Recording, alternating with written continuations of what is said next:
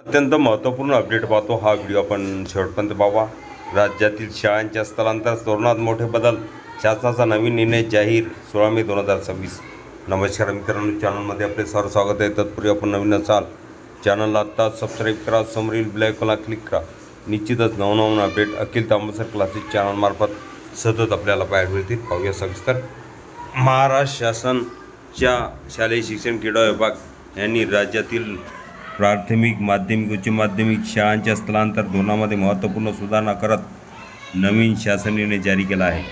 शासन निर्णय क्रमांक 3321 प्रकरण 401 दिनांक 15 मे 2026 रोजी प्रसिद्ध करण्यात आला असून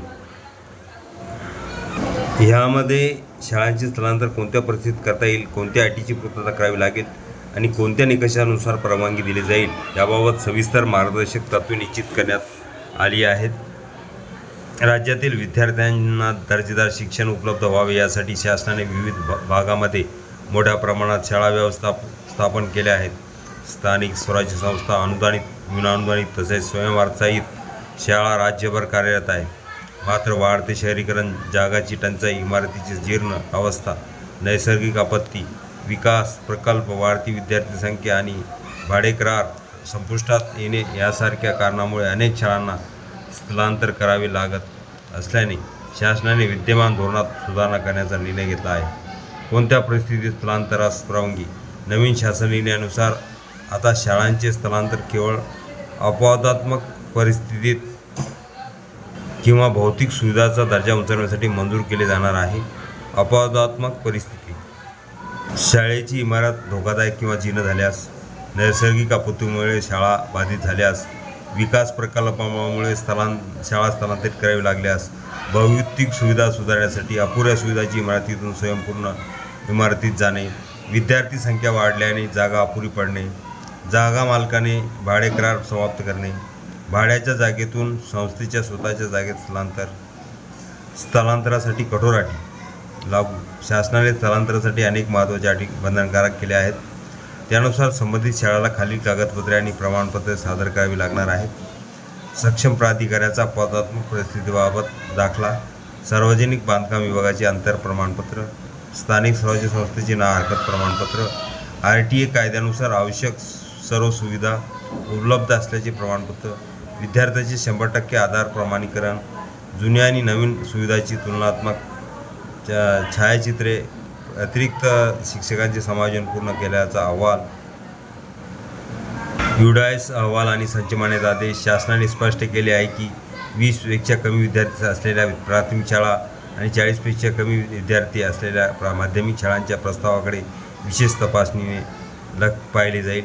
स्थलांतरासाठी अंतरमर्यादा निश्चित: नवीन धोरणानुसार शाळा स्थलांतर करताना ठराविक अंतरमर्यादा लागू राहणार आहे.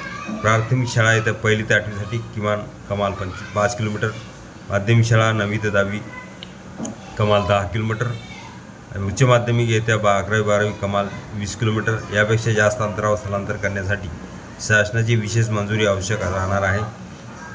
तात्पुरत्या स्थलांतरात स्वतंत्र नियम: जर शाळेच्या मूळ इमारतीची बांधकाम आणि मोठी दुरुस्ती असेल तर अशा शाळांना जास्तीत जास्त 2 वर्षासाठी तात्पुरते स्थलांतर करण्याची परवानगी विभागीय उपसंचालकांना देण्यात आली आहे.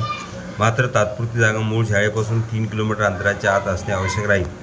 शिक्षक व विद्यार्थ्यांच्या हिताला प्राधान्य: शासनाने स्पष्ट केले आहे की स्थलांतरामुळे शिक्षक, इतर कर्मचारी आणि विद्यार्थ्यांची कोणती गैरसोय होता कामा नये. स्थलांतरित ठिकाणी सर्व शिक्षकांना सामावून घेणे बंधनकारक राहील. तसेच अनुदानित शाळांच्या बाबतीत विद्यार्थ्यांचे अन्य शाळांमध्ये योग्य समायोजन करणे आवश्यक राहणार आहे. तपासणी सूची आहे लागू. शासन निर्णयानुसार सविस्तर तपासणी सूची चेकलिस्ट देखील जारी करण्यात आली आहे. यामध्ये शाळेची परवानगी, इमारत परवाना, UDAIS अहवाल, शिक्षकांची यादी, आधार प्रमाणीकरण, भौतिक सुविधा, जमिनीचे कागदपत्र, न्यायालयीन प्रकरणात शपथपत्र आणि स्थलांतर शुल्क यांचा समावेश करण्यात आला आहे. शासनाचा उद्देश काय? या नवीन धोरणामागे विद्यार्थ्यांना अधिक सुरक्षित, दर्जेदार आणि सुविधासंपन्न शैक्षणिक वातावरण उपलब्ध करून देणे हा मुख्य उद्देश असल्याचे शासनाने स्पष्ट केले आहे. अनियंत्रित स्थलांतराला आळा घालून नियोजनबद्ध पद्धतीने शाळांचे स्थलांतर व्हावे तसेच शिक्षणाच्या गुणवत्तेत वाढ व्हावी यासाठी हे धोरण महत्त्वाचे ठरणार आहे. हा व्हिडिओ उपयोगी वाटला असेल लाईक शेअर आणि अखिल तामसर क्लासेस चॅनलला सबस्क्राईब करा, लाईक करा, कमेंट्स करा, मित्रांना शेअर करू नका, शेअर करा. असे नवनवीन अपडेट आपल्यापर्यंत सहज पोहोचतील. पत्र पाहूया. शाळा स्थलांतर नियम 15 मे 2026 हा पूर्ण परिपत्रक अखिल तामसर क्लासेसच्या डिस्क्रिप्शन बॉक्समध्ये लिंक आहे, तिथून डाउनलोड करा.